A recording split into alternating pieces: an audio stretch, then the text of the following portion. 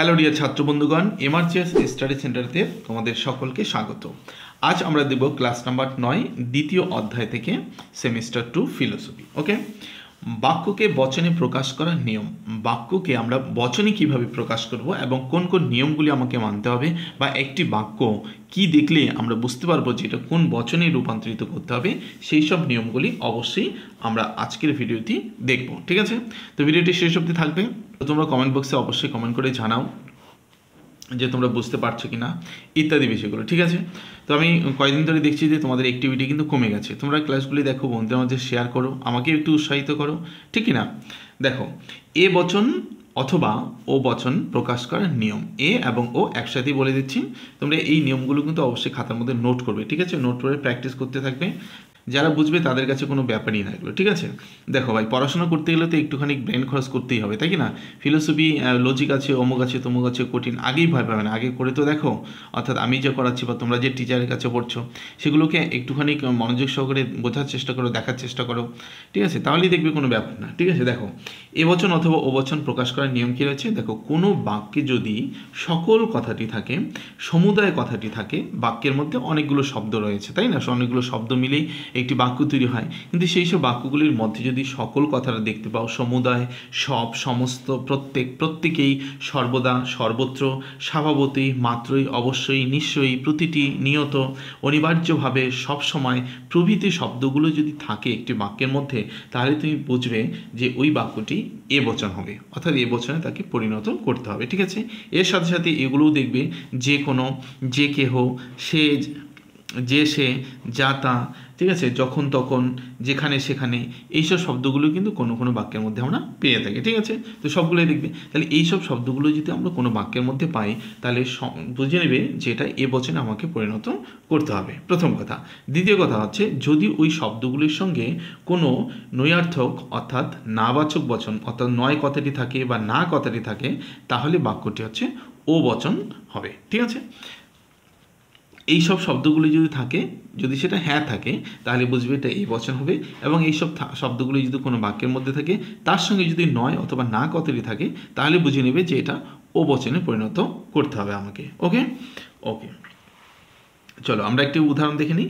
যেমন এখানে একটি আমি বাক্য নিয়েছি, সব মানুষ স্বার্থপর। এই দেখো, সব মানুষ স্বার্থপর, ঠিক না? এখানে সব কোথায় আছে? এই দেখো, এখানে সব মানুষ স্বার্থপর। এই শব্দগুলো কিন্তু থাকবে, এটা মনে রাখবে। এই শব্দগুলো তোমাদের মনে রাখতে হবে যে কোন শব্দগুলো থাকলে কোন বচনে আমরা পরিণত করতে পারি তাকে, ঠিক না? তাহলে সব মানুষ হয় স্বার্থপর, এই বাক্যটাকে আমরা বচনে পরিণত করব কি? এ বচন হবে নিশ্চয়ই। তাহলে সকল মানুষ হয় স্বার্থপর ব্যক্তি। ঠিক আছে, সব মানুষ স্বার্থপর, সুতরাং সকল মানুষ হয় স্বার্থপর ব্যক্তি।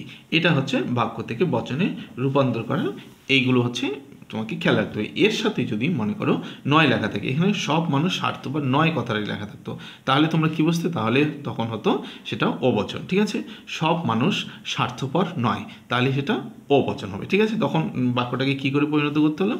ও বচন লিখবে এখানে, কোনো কোনো মানুষ নয় স্বার্থপর। ঠিক আছে, এর আগের ভিডিওতে কিন্তু এরকম আমরা একটা উদাহরণ দেখে নিয়েছিলাম। ওকে, বুঝতে পারছো?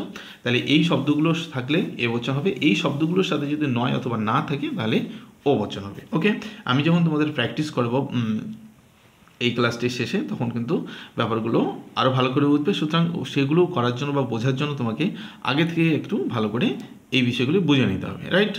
ওকে, দেখো, তারপরে দেখবো হচ্ছে ই বচনের প্রকাশ। যদি কোনো বাক্যে, এই বচনটা একেবারেই সোজা, যদি কোনো বাক্যে নয়, না, নি, নেই, কোনো নয়, কখনো নয়, কদাপি নয়, একই সঙ্গে নয়, যুগপৎ নয় প্রভৃতি শব্দগুলো থাকে, তখন তাকে আমরা বুঝবো ই বচন। ঠিক আছে, বারবার করে বলছি যে ই বচন কি? কোনো নয়, মানে কোনো কিছু স্বীকার করবে না। ঠিক আছে, সেটাই হচ্ছে ই বচন হবে। ঠিক আছে, দেখো উদাহরণ দিয়ে আমরা দেখব, দেবতা ঈশ্বর নয়। ঠিক আছে, দেবতা ঈশ্বর নয়, তাহলে দেবতাকে বলা আছে যে ঈশ্বর তিনি না, তাহলে আমরা ই বচন করার নিয়ম হচ্ছে কোনো দেবতা নয় ঈশ্বর।